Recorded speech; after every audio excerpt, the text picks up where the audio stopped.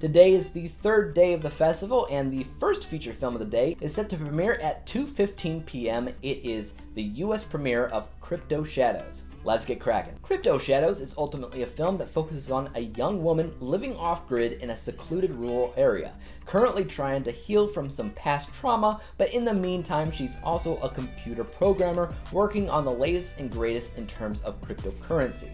But when she runs into a hidden message in the code, she realizes that it's part of a much bigger conspiracy, and she is soon fighting for her life. Little known fact about me that you may or may not be aware of, but I'm a little bit of an amateur self-taught computer programmer.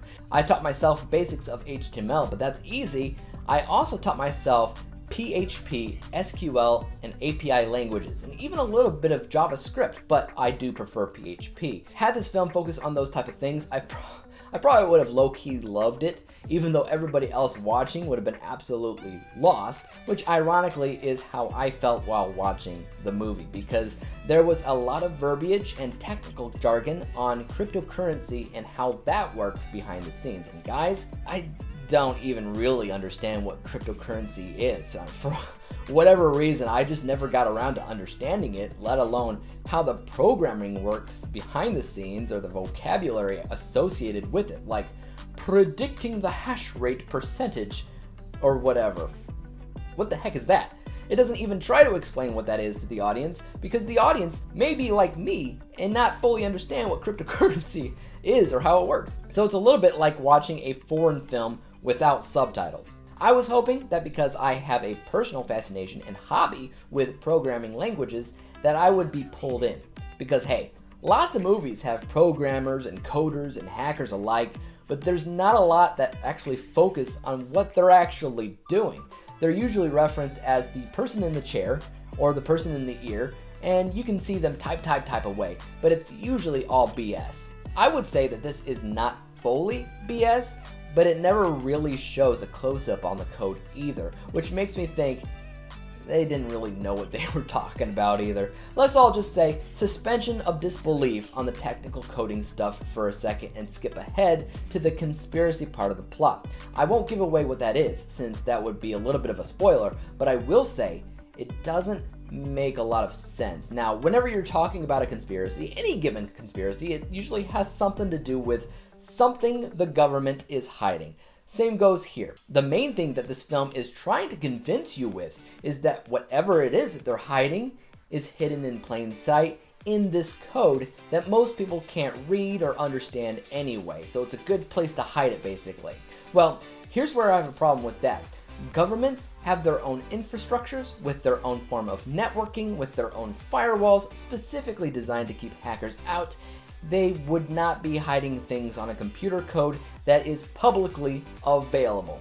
I will admit though, I could be misinterpreting the entire film and mistaking what it was saying. Like, maybe the government isn't the one hiding the code in the first place. Maybe they are instead the people that want it to remain hidden and for other people not to understand. So in a way, they still are hiding it.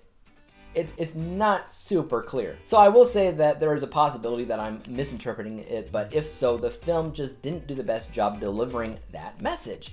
You should also be aware that this film is low budget, like massively low budget. So low of a budget that the only person you see on screen for 99% of the movie is the leading lady, and she's the only face you actually see. If anybody else shows up on screen, it's like their legs or something, and there's not even much of that. Now, I understand low budget. The budget for my film was next to nothing, but I did have a cast of like 16 different people. But that being said, you don't need to have that. Certain films can get by with being a solo act, but this film seemed to have a grand concept, you know? It was trying to get across this big idea, and big ideas like this need characters to bounce off ideas with and create shared expressions with in order to amp up tension and suspense. Now, tension and suspense are what an audience needs to have to believe that what's happening on screen is actually a threat, and I didn't once believe that. Every other character in this film is speaking off screen, like through a phone conversation or something, and their acting ability during those moments feels really stiff, like they're reading off of a script that's sitting in their lap or something. It sounds almost like a rehearsal, I would say, not an actual performance. Overall, I didn't love it for a variety of different reasons. I think that if you're somebody that is into the world of cryptocurrency, you'll get a kick out of it. You'll get more out of it than I did. But even so, you'll still probably catch a lot of that low budget stuff that doesn't seem to utilize their finances to the best degree. I applaud them for doing what they set out to do when making this film, and I wish them well in all their future endeavors. But I found this to be quite lackluster. So I scored Crypto Shadows a D- letter grade, final overall score of 41%. 41 out of 100 possible stars. Could be better, but I guess it could be a lot worse. At least it's not an F, right? Guys, have you seen Crypto Shadows? Are you planning on checking it out at GenreBlast? Let me know, and as for YouTube, you guys know what to do. Hit the like, subscribe button, and bell to be notified when I come out with my next installment for GenreBlast 2023 Film Fest. And until then, peace!